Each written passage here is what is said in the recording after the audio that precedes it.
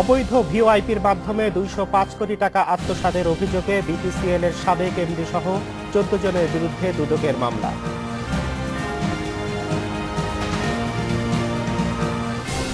রাজধানী সহ দেশের বিভিন্ন স্থানে জামায়াত কর্মীদের সঙ্গে পুলিশের সংঘর্ষ, গাড়িতে আগুন, পুলিশ সহ আহত শতাধিক।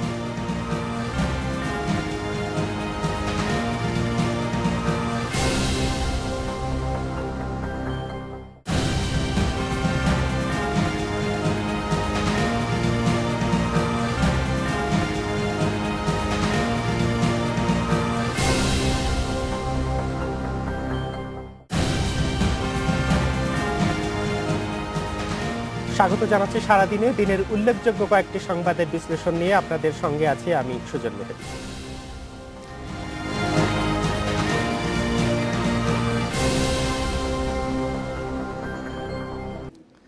অবৈধ ভিওআইপির মাধ্যমে ২০৫ কোটি টাকা আত্মসাতের অভিযোগে বিটিসিএল এর সাবেক ব্যবস্থাপনা পরিচালক সহ ৬ জন এবং তাদের সাথে যোগসাজশের অভিযোগে কয়েকটি বেসরকারি প্রতিষ্ঠানের ৮ কর্মকর্তার বিরুদ্ধে মামলা করেছে দুর্নীতি দমন কমিশন দুদক।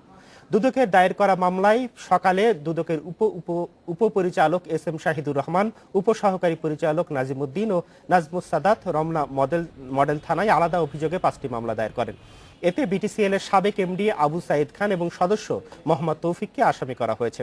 দুদকের অভিযুক্তরা অবৈধভাবে বিটিসিএল এর এসটিএম এবং ইউ1 ব্যবহার করে ভিওআইপির মাধ্যমে কল টার্মিনেশন করার কাজে জড়িত ছিলেন। আর এভাবে তারা কিছু অসাধু কর্মচারীর যোগসাজশে কোটি কোটি টাকা আত্মসাৎ করেন। মামলায় অভিযুক্তদের বিরুদ্ধে বৈদেশিক ক্যারিয়ার নিয়োগের ক্ষেত্রেও ব্যাপক অনিয়ম ও ভুয়া ব্যাংক গ্যারান্টি দেখানো কোম্পানির সাথে চুক্তি করে অর্থ লুটপাটের অভিযোগও আনা হয়েছে।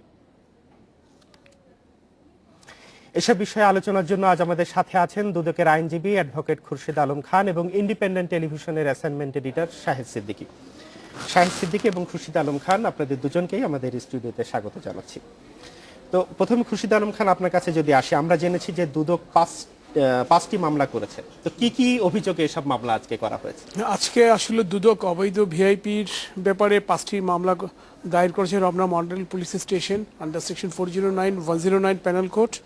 এর সঙ্গে ছিল 5(2) of the prevention corruption act. যারা পাবলিক সার্ভেন্ট আছে তাদের criminal misconduct, that is under the provision of criminal prevention of corruption act. এই ভার্চুয়ালি এই মামলাগুলোর এলিগেশনটা হলো যে লাইসেন্স প্রসিডিউর যে রিকোয়ারমেন্টগুলি থাকে, এই রিকোয়ারমেন্টগুলি কমপ্লাই করা হয় নাই। বোর্ডের স্যাংশন নিতে হয় কানেকশনের জন্য, বোর্ডের স্যাংশনটা নেয়নি। ধরেন 70% কল যেগুলো বাইরে থেকে আসে সেগুলো দেখানো হয়েছে রিপিল, হ্যাঁ, এবং 30% কলের মধ্যে ট্যাক্সেশন দেওয়া হয়েছে অনলি 13%। এই 13%-এর মধ্যে 70% কলের টাকা আসেই নাই টোটালি। এবং এই টাকাটা যদি এই কলের টাকাটা যদি আসতো তাহলে গভর্নমেন্টের রাজস্ব অনেক বেশি রাজস্ব ইনকাম করতো। এতে গভর্নমেন্টের 70% কলের রাজস্ব টোটালি মানে নষ্ট হয়ে গেছে, মানে যেটা গভর্নমেন্ট সরকার তো মানে বঞ্চিত হলো। আর 30%-এর মধ্যে মাত্র 13% মানে সরকার ইনকাম করছে। এর মধ্যে টোটাল দেখা যাচ্ছে 5টি মামলায় টোটাল মিসঅ্যাপ্রোপ্রিয়েশন হলো 204 কোটি টাকার উপরে, মানে 205 কোটি টাকার কাছাকাছি।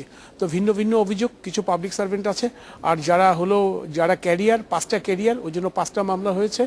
এবং হলো টাইম অফ অকারেন্সটা টোটালি ডিফারেন্ট, ওই জন্য ভিন্ন ভিন্ন 5টা মামলা হয়েছে। এবং যারা ক্যারিয়ার তারা প্রাইভেট ইন্ডিভিজুয়াল, যেহেতু তাদের সঙ্গে সরকারি কর্মচারী আছে। এবং যে অফেন্সটা হয়েছে that is the under the schedule offence, দুদকের তফসিলভুক্ত অপরাধ। সে কারণে দুদক দীর্ঘ অনুসন্ধান করে আজকে এই 5টি মামলা মানে দায়ের করলো রমনা মডেল থানায়।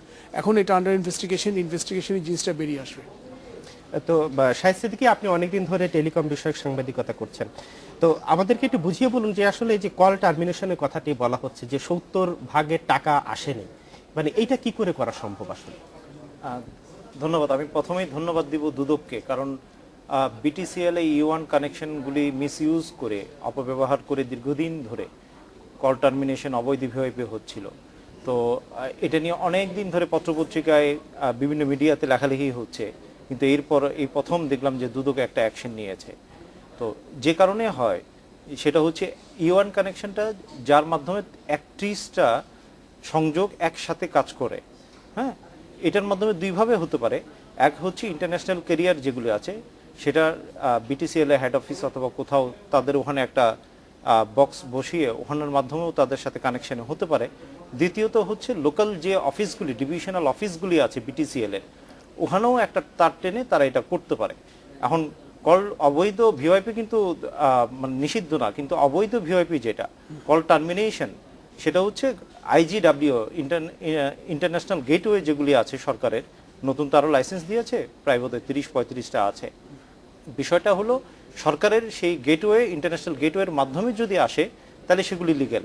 আর এর বাইরে যদি কল টার্মিনেশন ইউ1 কানেকশনটা সে নিয়ে ওখানের মাধ্যমে, সিমের মাধ্যমে বিভিন্ন মোবাইলের যদি কলগুলি টার্মিনেট করে, তখন ওটা অবৈধ হয়। এখন অবৈধ কেন করে, এটা আসলে বিষয়টা হলো যে সরকারের নীতি রুল অনুযায়ী আইজিডাব্লিউ এর মাধ্যমে যদি বিদেশ থেকে কোনো কল পাঠাতে হয় বাংলাদেশে, তখন ওটা 3 সেন্ট চার্জ লাগে। 3 সেন্ট মানে হচ্ছে 2 টাকা 40 পয়সা প্রতি মিনিটে। কিন্তু বিষয়টা সে যদি অবৈধ কল টার্মিনেশন করে, তখন তার ইন্টার কানেকশন ফিটা দিতে হয়। লোকাল কলের ইন্টার কানেকশন ফি হচ্ছে মাত্র 18 পয়সা। সেজন্য সবাই ওই অবৈধ ভিওআইপিটা করতে চায়। এখন বিটিসিএল এ আসলে যেটা আমি জানি, আমি আগে যখন বিভিন্ন সময় এই রিপোর্টগুলি করেছি, আমাকে বলা হয়েছিল যে বিটিসিএল এর 5000 ইউয়ানের কোনো সন্ধান নেই, যে কাকে দিয়েছে এটার কোনো লিস্ট নেই। এখানেও এই এই বিষয়টা হয়েছে। আপনি যখন এই অনুসন্ধানে যেটা দেখা গেছে, এখানে খুব ইন্টারেস্টিং ইনফরমেশনগুলি বেরিয়ে এসছে। এখানে দেখা যাচ্ছে যে বাংলাদেশের অনেকেই বিদেশি কোম্পানির নাম দিয়ে এইখানে ইউএন তাদের সাথে ইন্টারন্যাশনাল ক্যারিয়ার হিসাবে বিটিসিএল এর সাথে চুক্তি করেছে। তারা এখানে ব্যাংক গ্যারান্টি দিয়েছে, সেগুলি সব ভুয়া কাগজপত্র দিয়ে, যার কারণে সে কল পাঠিয়েছে, বিল হচ্ছে ঠিকই, কিন্তু পাচ্ছে না টাকা, সরকার পাচ্ছে না। সরকার পাচ্ছে না। এভাবেই আসলে ঘটনাটা ঘটেছে। আচ্ছা, আমি একটু খুশি তেলব আপনার কাছে আসি যে এটা তো একটা নিউ জেনারেশন ক্রাইম Exactly. হচ্ছে। তো এই মামলাটা পরিচালনা করার মতো সেই দক্ষতা, তারপরে সেই মানসিক অবস্থা, সেই সব মানে এই মানুষ মামলাটা পরিচালনা করার মতো সেই দক্ষতাটা আপনাদের তৈরি হয়েছে কিনা? না, আমি তো মনে করি আমাদের দক্ষতা আছে। দক্ষতা যদি না হতো, একটা দীর্ঘ অনুসন্ধানের পরে আজকে তো এফআইআরটা লঞ্চ হতো না। আপনি একটা কথা ঠিকই বলেছেন, virtually it's a new generation crime. এই ক্রাইমগুলো আগে ছিল না, থাকলেও সেটা দুদকের নজরে আসেনি বা এইভাবে ফলাওভাবে কখনো লেখালেখি হয়নি। তো এগুলো রিসেন্ট ডেভেলপমেন্ট, এই ক্রাইমগুলো। তো এখন অফেন্সটা কিন্তু যে আন্ডারে হয়েছে, এই অফেন্স কিন্তু প্যানাল কোড 1860 সেকশন 409, 109, তারপর প্রিভেনশন অফ কারাপশন 1947, পুরনো আইনই, যেগুলো এখন দুদকের শিডিউল অফেন্স, ওই আইনের মধ্যেই অফেন্সের কিন্তু সাজা দেওয়া আছে। তো এখন কথা হলো ফ্যাক্টটা নতুন, সিনারিওটা নতুন, এখন নতুনভাবে ফ্যাকচুয়াল এগুলি ডেভেলপ হচ্ছে, এই ক্রাইমগুলো হচ্ছে। কাজেই এই ক্রাইমগুলোর জন্য যে টেকনোলজি দরকার, হয়তো অত টেকনোলজি হয়তো দুদকের নাই, কিন্তু দুদকের যারা অনুসন্ধান করছে, যারা ইনভেস্টিগেশন করছে, আমার তো মনে হচ্ছে ওরা যথেষ্ট এফিশিয়েন্ট। কারণ এই দেখেন, আপনি অনুসন্ধান রিপোর্টটা দেখেন, ওই যে উনি নিজেই বললেন অনেকগুলো তথ্য বেরিয়ে আসছে, কিন্তু এই তথ্যগুলো বেরিয়ে আসছে অনেক দিন দীর্ঘ অনুসন্ধানের পরে। এখন আদালতে প্রমাণ করার মতো হ্যাঁ, সেই রাইট, ধরনের exactly, it's a pertinent question দেওয়া যাবে। হ্যাঁ, আমি যদি আনলেস এন্ড আনটিল আদালতে যদি কেসটা প্রমাণ করতে না পারি, তাহলে এটা ফিউটাইল এক্সারসাইজ। কাজেই আমি এখন এফআইআর হলো, এফআইআর এর পরে এখন ইনভেস্টিগেশন। এই স্টেজে তো আসলে কোনো অপিনিয়ন ফর্ম করার স্কোপ নাই, কারণ the matter within the seisin of the court. কারণ after filing the FIR, this the case is now pending before the magistrate, before the chief metropolitan magistrate Dhaka. কাজে একটা বিচারাধীন মামলা, বিচারাধীন ইনভেস্টিগেশন। এই স্টেজে আমি কোনো কমেন্ট করার আমার এখতিয়ার নাই, বাট ইনভেস্টিগেশনের মাধ্যমে এটা বেরিয়ে আসবে। যদি অফেন্স যদি প্রুফ হয় তাহলে চার্জশিট হবে, অফেন্স যদি প্রুফ না হয় তাহলে ফাইনাল রিপোর্ট হবে। যদি চার্জশিট হয় তখন কি হবে? তখন এগুলো, এই মামলাগুলো ট্রায়ালের জন্য আলাদা কিছু আদালত আছে, বলা হয় স্পেশাল জাজ, এবং এই স্পেশাল জাজটা under the criminal law amendment act 1958। প্রত্যেকটা জেলা ডিস্ট্রিক্টে স্পেশাল জাজ বসেন, এবং সেখানে competent court of jurisdiction special জাজ এই মামলাগুলো ট্রায়াল করা হয়। যদি এই মামলা চার্জশিট দেওয়ার মতো উপাদান পাওয়া যায়, এবং যদি চার্জশিট দেয়, তাহলে তখন দুদকের ফাংশনটা হবে কোর্টে গিয়ে তার সাক্ষী সাবুত দিয়ে, তার কাগজপত্র দিয়ে মামলাগুলো প্রমাণ করা। এইটাই দুদকের কাজ। চার্জশিটের পরে কিন্তু দুদক ফাংটাস অপেসিও, দুদকের আর কোনো ফাংশন নাই। দুদক একটা প্রসিকিউশন এজেন্সি, চার্জশিট দেওয়ার পরে পুরো জিনিসটা চলে যাবে আদালতের এখতিয়ারে। তখন দুদককে, তখন লয়াররা তাদের যুক্তি হ্যাঁ, প্রমাণ তাদের উপস্থাপন লয়াররা করবে। এটা প্রমাণ করবে সাক্ষী সাবুত দিয়ে। আমি মনে করি আমাদের যে ইউনিট আছে, সুপ্রিম কোর্ট ইউনিট অথবা ঢাকা পাবলিক প্রসিকিউটর ইউনিট, এরা আই থিঙ্ক যথেষ্ট কম্পিটেন্ট এই মামলাগুলো, যদিও নতুন, মামলা, কিন্তু এই মামলা করার জন্য যথেষ্ট কম্পিটেন্ট। আমি শাহিদ সিদ্দিকী আপনার কাছে একটু যাবো, যে বিষয়গুলো তো আসলে অবৈধ ভিওআইপির মাধ্যমে করা হচ্ছে, তো এটা আমাদের অর্থনীতির জন্য কতটা ক্ষতিকর? আরেকটা বিষয় সেই সাথে যোগ করি যে একে আইনের আওতায় আমরা আনতে পারছি না কেন আসলে? আচ্ছা, বিষয়টা খুব ভালো প্রশ্ন। আপনি জানেন যে অবৈধ ভিওআইপি আমাদের জন্য একটা মরণ ব্যাধির মতো। আমরা বলি যে ব্যাঙের ছাতার মতো আসলে এটা ছড়িয়ে পড়েছে। হ্যাঁ, তো আমি আপনাকে কিছু ফিগার দিতে পারি। কিছুদিন আগেও আমি আমাদের টেলিভিশন, ইন্ডিপেন্ডেন্ট টেলিভিশন একটা রিপোর্ট করেছিলাম, তখন আসলে আরো নতুন নতুন তথ্য বেরিয়ে এসছে। বিষয়টা হলো গত বছরের এই সময়ে লিগ্যাল ওয়েতে, মানে আইজিডব্লিউর মাধ্যমে দৈনিক আপনার 5 কোটি মিনিট কল আসতো বিদেশ থেকে। আপনি জানেন যে 50 থেকে 60 লাখ মানুষ বাঙালি বিদেশে বসবাস করে, তারা তাদের আত্মীয় স্বজনদের মাধ্যমে যে কলগুলি পাঠায় সেগুলি সব এখন লিগ্যাল ওয়েতে পাঠিয়েছিল 5 কোটি মিনিট। কিন্তু দেখা যাচ্ছে গত মাসে সেপ্টেম্বরে এটা নেমে এসছে আড়াই কোটি মিনিটে, মানে অর্ধেকে নেমে এসেছে। জি, অর্ধেক নেমে এসছে, এবং এটা চলে গেছে আপনার ইলিগেল গ্রে মার্কেটে। এবং খুব ইন্টারেস্টিং হচ্ছে, আমাদের যখন রিশাফল হলো, আপনি জানেন যে আমাদের রিশাফল হয়েছে এবং টেলিকমিউনিকেশন, স্বরাষ্ট্র অনেক আপনার চেঞ্জ হয়ে গেছে। এবং স্বরাষ্ট্রমন্ত্রী টেলিকম মিনিস্ট্রিতে এসছে, এবং উনি জয়েন করার পর উনি আমার সাথে কথা বলেছেন, আমাদের সাথে ইন্টারভিউ দিয়েছেন। ইন্টারভিউর সময় উনি আমাকে বলেছেন যে প্রাইম মিনিস্টার এবং সরকার চাচ্ছে যে ভিওআইপিটা বন্ধ হোক, এবং সে কারণে উনি বিটিসিএলে গিয়েছেন, বিটিআরসিতে গেছেন, টেলিটকে গেছেন, এবং গিয়ে সব জায়গায় একটা কথাই বলেছেন যে অবৈধ ভিওআইপি বন্ধ হতে হবে। ওনার এই হাকডাকের পর, ওনার এই বলার পর মাত্র 15 দিনে দেখা গেল যে 1 কোটি মিনিট দৈনিক লিগ্যাল কল বেড়েছে। হ্যাঁ, তার মানে আসলে অনেক কিছুই বোঝা যায় আর কি। তো যেটা আসলে অর্থনৈতিকভাবে যদি হিসাবটা দিই, তাহলে হচ্ছে যে 2.5 কোটি মিনিট যদি আপনি লিগ্যাল ওয়েতে আনতে পারেন, তাহলে প্রায় দৈনিক আপনার মাসে আপনার সেভ হয় 300 কোটি টাকা। আপনি এটা বছরে হিসাব করেন, একটা পদ্মা ব্রিজ করতে কতদিন লাগে? 365 দিন। হ্যাঁ, অনেক কোটি টাকার ব্যাপার। আমি আমার সময় খুব কম, আমি আরেকটু খুরশিদ আলম সাহেব আপনার কাছে আসি, যে এই মামলাটা নিষ্পত্তি হতে যদি আপনারা চার্জশিট হয়, তারপরে আসলে কতটা সময় লাগতে পারে? এখন তো মামলা তো ইনভেস্টিগেশন একটা টাইম লিমিট আছে, according to anti corruption rules 2007 rule 10-এ 45 দিন আরও 15 দিন, 60 ডেজ টোটাল। তবে নর্মালি 60 ডেজের মধ্যে টাইম চার্জশিটটা দেওয়া খুব ডিফিকাল্ট হয়, আরও টাইম লাগে। এটা ম্যান্ডেটরি না, এটা হলো ডিরেক্টরি। তা কাজেই এটা চার্জশিট যদি হয়, চার্জশিট হওয়া সাপেক্ষে, হওয়ার পরে এটা কম্পিটেন্ট করে চলে যাবে, এটা কগনিজ দেবে সিনিয়র স্পেশাল জাজ। তারপরে এখন চার্জশিটে কজন সাক্ষী থাকবে, সেই সাক্ষীগুলা কতজন কোর্টে যাবে এবং তারা প্রমাণ করবে। যদি ভিজিল্যান্ট হয়, মানে দুদক যদি ভিজিল্যান্টভাবে তার স্বাধীনভাবে কাজ করতে পারে এবং টাইমলি যদি চার্জশিট যদি দিতে পারে এবং ঠিকমতো যদি ট্রায়াল চলে, তাহলে আমার মনে হয় বেশি দিন লাগার কথা না, ম্যাক্সিমাম 1 বছর। আপনার কথা ধরে একটু আসে যে দুদকের স্বাধীনভাবে কাজ করার ক্ষেত্রে কি এখনো বাধা আছে? না, আমি মনে করি দুদক স্বাধীনভাবে তো কাজ করতে পারছে, আমরা তো স্বাধীনভাবেই কাজ করছি, আমাকে তো কেউ ইন্টারফেয়ার করছে না। আমি প্রচুর মামলা করতেছি অ্যাপেলেট ডিভিশন, হাইকোর্ট ডিভিশনে, কখনো তো আমাকে বলা হচ্ছে না এই মামলাটা তুমি একটু আসতে যাও, এই মামলাটা তুমি এখন করো না, পরে করো। কাজে আমি মাইসেলফ, আমি ইন্ডিপেন্ডেন্ট, আমি নিজে ইন্ডিপেন্ডেন্ট ওয়েতে কাজ করছি, এবং আমাদের প্রত্যেকটা লয়ার ইন্ডিপেন্ডেন্ট ওয়েতে কাজ করছে, কারোর প্রতি কোনো প্রেশার নেই। কাজে এই থেকে আমি বুঝি যে দুদক ইন্ডিপেন্ডেন্ট। তো ধন্যবাদ আপনাদের দুজনকে, ধন্যবাদ খুরশিদ আলম খান এবং শাহেদ সিদ্দিকী, আপনাদের দুজনকে। তো এবার নিচ্ছে একটা বিরতি, যখন ফিরবো তখন থাকছে রাজধানীর মতিঝিলে জামায়াত কর্মীদের সাথে পুলিশের সংঘর্ষ, যানবাহনে আগুন, পুলিশ সহ আহত শতাধিক। মতিঝিলে জামায়াত কর্মীদের সাথে পুলিশের সংঘর্ষ, যানবাহনে আগুন, পুলিশ সহ আহত শতাধিক।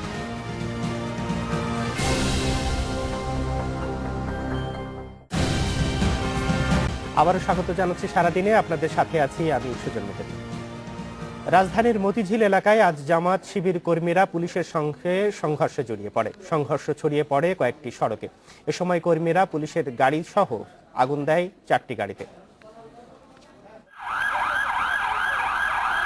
বেলা 4:30টার দিকে মতিঝিলের শাপলা চত্বর ও আশেপাশের এলাকা থেকে কয়েক ভাগে ভাগ হয়ে মিছিল শুরু করে জামায়াত শিবিরের কর্মীরা। পুলিশ বাধা দিলে সংঘর্ষ বাধে। জামায়াত শিবির কর্মীরা পুলিশের ওপর ইট পাটকেল ছোড়ে, পুলিশও পাল্টা কাঁদানে গ্যাস এবং রাবার বুলেট ছোড়ে। বাইতুল মোকাররমের উত্তর ফটক থেকে মতিঝিল পর্যন্ত কয়েকটি পয়েন্টে জামায়াত কর্মীরা বেশ কয়েকটি মোটরসাইকেল ও বাসে আগুন দেয়। এরা জামাত শিবিরের কর্মী, এরা তাদের পূর্ব মানে আজকে তারা ইয়া করেছিল, ডাক দিয়েছিল, তারই অংশ হিসেবে এখানে এই ধরনের ঘটনা ঘটে। পুলিশ বলছে জামায়াত শিবিরের কর্মীরা পরিকল্পিতভাবে তাদের ওপর হামলা করেছে। কনস্টেবল আরিফ সহ 6 জন পুলিশ সদস্য আহত হয়েছে। ঘটনাস্থল থেকে অন্তত 50 জনকে আটক করেছে পুলিশ। খান আলামিন, ইন্ডিপেন্ডেন্ট নিউজ, ঢাকা। এ বিষয়ে কথা বলতে বার্তাকক্ষ থেকে আমাদের সাথে যোগ দিচ্ছেন প্রতিবেদক মাসুদ কার্জন। কথা বলছি তার সঙ্গে। কার্জন, সংঘর্ষের সূত্রপাত কিভাবে হলো? পুলিশ এবং জামাত কি বলছে? সুজন, আপনি জানেন যে পূর্ব নির্ধারিত কর্মসূচি ছিল জামায়াতের বিকেল 4টার দিকে রাজধানী সহ ঢাকার 6টি বিভাগীয় শহরে তাদের আজকে পূর্ব নির্ধারিত কর্মসূচি ছিল। তো এরকম তথ্য ছিল যে আজকে রাজধানীতে তারা মতিঝিলে মিছিল করবে এবং সমাবেশ করবে, এরকম একটি তাদের কাছে পুলিশের কাছে এবং আমাদের কাছেও ইনফরমেশন ছিল। তো স্পটটি ছিল হলো নটরডেম কলেজ, কিন্তু আমরা দেখেছি 4টা এবং এর কিছুক্ষণ পরে 4:30টায় তারা সেই জায়গা পরিবর্তন করে শাপলা চত্বর ঘেঁষে সোনালী ব্যাংকের কেন্দ্রীয় অফিসের পাশ থেকে গলি থেকে তারা বের হয়ে হঠাৎ করে তারা মিছিল শুরু করে এবং বিভিন্ন গাড়িতে অগ্নিসংযোগ শুরু করে এবং যানবাহন ভাঙচুর শুরু করে। তো পুলিশ পাল্টা প্রতিরোধে গেলে, পুলিশ তাদেরকে বাধা দিতে গেলে এই সময় সংঘর্ষের সূত্রপাত হয়। তো আমরা দেখেছি মুহূর্তের মধ্যেই সংঘর্ষটি মতিঝিল সহ আশপাশের এলাকা, মতিঝিল থেকে দৈনিক বাংলার মোড়, মতিঝিল থেকে ইত্তেফাকের মোড়, ফকিরেপুল পর্যন্ত সংঘর্ষটি ছড়িয়ে পড়ে এবং প্রায় ঘণ্টাব্যাপী এই সংঘর্ষ চলে। তবে জামাত শিবির কর্মীরা খুব বেশিক্ষণ মূল রাস্তায় অবস্থান করতে পারেনি। তারা অল্প কিছুক্ষণ পরেই মতিঝিলের যে আশেপাশে বিভিন্ন গলি আছে সেখানে অবস্থান নিয়েছে এবং সেখানে অবস্থান নিয়ে অনেকটা চোরাগুপ্তভাবে পুলিশের উপর হামলা করেছে এবং তারা সংঘর্ষ করেছে। কিছুক্ষণ পরেই পুলিশ বাড়তি ফোর্স নিয়ে এসেছে এবং তারা সন্ধ্যার আগেই পরিস্থিতি নিয়ন্ত্রণে নিয়ে এসেছিল আমরা দেখতে পেয়েছি। সুজন, তো এই ঘটনায় কি পুলিশ এখনো কোনো মামলা করেছে?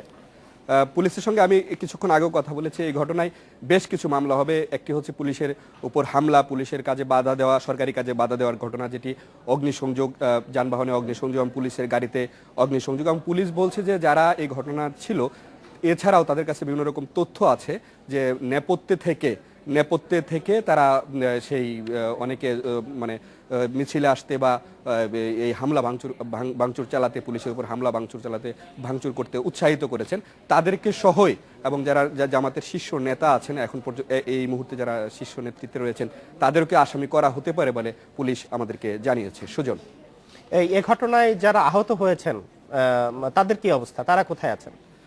আহত হয়েছে জামাত শিবিরের খুব বেশি নেতাকর্মী আহত হয়েছে বলে আমাদের কাছে তথ্য নেই। তো পুলিশ বলছে তাদের 6 জন পুলিশ সদস্য গুরুতরভাবে আহত হয়েছেন মতিঝিল এলাকায় এবং তাদেরকে রাজারবাগ পুলিশ লাইন্স হাসপাতালে ভর্তি করা হয়েছে। তা আমরা কিছুক্ষণ আগে জানতে পেরেছি এখনও হয়তো স্বরাষ্ট্রমন্ত্রী, ঢাকা মহানগর পুলিশ কমিশনার বেনজির আহমেদ সহ পুলিশের শীর্ষ কর্মকর্তারা রাজারবাগ পুলিশ হাসপাতালে গিয়েছেন, সেখানে দেখতে গিয়েছেন এবং জামাতের 3 থেকে 4 জন আহত হয়েছেন এবং বেশ কিছু পথচারী আহত হয়েছেন। 4 থেকে 5 জনকে ঢাকা মেডিকেল কলেজ হাসপাতালে ভর্তি করা হয়েছে। তো আসলে সংঘর্ষটি বেশিক্ষণ স্থায়ী ছিল না বলতে যেটা বলতে চাচ্ছি যে বেশিক্ষণ মূল রাস্তায় অবস্থান ছিল না এবং জামাত শিবিরের কর্মীরা কিছুক্ষণ মিছিল করেই তারা আশেপাশে গলিতে ঢুকে যায় এবং একটি সমস্যা ছিল পুলিশের জন্য যে বিকেলে এবং অফিস ফেরত মানুষ অফিস শেষে বাসায় যাচ্ছিল। তো কারা আসলে জামায়াত শিবিরের কর্মী, কারা আসলে পথচারী, কারা আসলে অফিস থেকে বাসায় যাচ্ছিল, এই জিনিসটা চিহ্নিত করা পুলিশের জন্য দুরূহ হয়ে পড়েছিল। এজন্য পুলিশ বলছে তাদের কাজ করতে বা জামায়াত শিবিরের কর্মীদেরকে নিয়ন্ত্রণে আনতে তাদেরকে বেশ কষ্ট করতে হয়েছে। সুজন, তো মানে হঠাৎ করে জামাতের এই ধরনের নাশকতার পরিকল্পনা কেন নেওয়া হলো? তাদের সাথে কথা বলা সম্ভব হয়েছে? না, জামাত শিবির তো তারা আগেই বলেছে তারা পূর্ব নির্ধারিত কর্মসূচি ছিল, রাজধানী ঢাকা সহ দেশের 6টি বিভাগীয় শহরে তারা পূর্ব নির্ধারিত কর্মসূচি। তো তারা বলছে যে তারা জামাত শিবিরের নেতাকর্মীরা বলছে বরাবরই রাজপথে মিছিল বের করলে পুলিশের একটা বাধার সম্মুখীন হয়, পুলিশ তাদেরকে বাধা দেয় এবং এই বাধা যাতে না দেওয়া হয় এই জন্য অনেকটা গোপনেই তারা সেই জায়গাটি বেছে নিয়েছিল। কিন্তু পুলিশ বলছে তারা গোয়েন্দা তথ্য মতে তারা আগেই জানতে পেরেছে যে এখানে মিছিলটি করা হবে, পুলিশেরও প্রস্তুতি ছিল। তো নাশকতা আসলে বেশ কয়েকটি গাড়ি পোড়ানো হয়েছে এবং পুলিশের উপর হামলা করা হয়েছে এবং পুলিশ বলছে যে রীতিমতো আসলে তাণ্ডবই চালানো হয়েছে। মানে আমরা দেখেছি মতিঝিল এলাকায় যে জামাত শিবিরের কর্মীরা আসলে বেশ বেপরোয়া ছিল এবং পুলিশকে বেশ কষ্ট করতে হয়েছে জামাত শিবিরের কর্মীদেরকে নিয়ন্ত্রণে আনতে। সুজন, কতজনকে গ্রেপ্তার করতে পেরেছে পুলিশ? আমরা কিছুক্ষণ আগ পর্যন্ত যেটা জেনেছি যে এ পর্যন্ত প্রায় অর্ধশত জামায়াত শিবিরের কর্মী আছে। তো আমরা পুলিশ বলছে যে এখানে সবাই আসলে জামায়াত শিবিরের কর্মী কিনা, কারণ বিপুল সংখ্যক লোকজন রাস্তায় ছিল, এটা যাচাই বাছাই চলছে এবং যাচাই বাছাই শেষে যারা জামায়াত শিবিরের সঙ্গে সংশ্লিষ্টতা না তাদেরকে অবশ্যই ছেড়ে দেওয়া হবে। এবং পুলিশ বলছে যে যেসব মানে জায়গা আছে জামায়াত শিবিরের কর্মীরা অবস্থান করতে পারে সম্ভাব্য সেই সব জায়গায় অভিযান পরিচালনা করা হবে এবং যারা এই ঘটনার নেপথ্যে ছিল তাদেরকে হয়তো গ্রেপ্তার বা তাদেরকেও গ্রেপ্তার বা আটকের ব্যাপারে অভিযান চালানো হবে বা তল্লাশি চালানো হবে, এরকম তথ্যই পুলিশ আমাদেরকে দিয়েছেন। সুজন, ধন্যবাদ মাসুদ কার্জন আমাদের সাথে যোগ দেওয়ার জন্য। তো এই ছিল আমাদের আজকে সারাদিনে, দেখা হবে আগামীকাল আবারও একই সময়।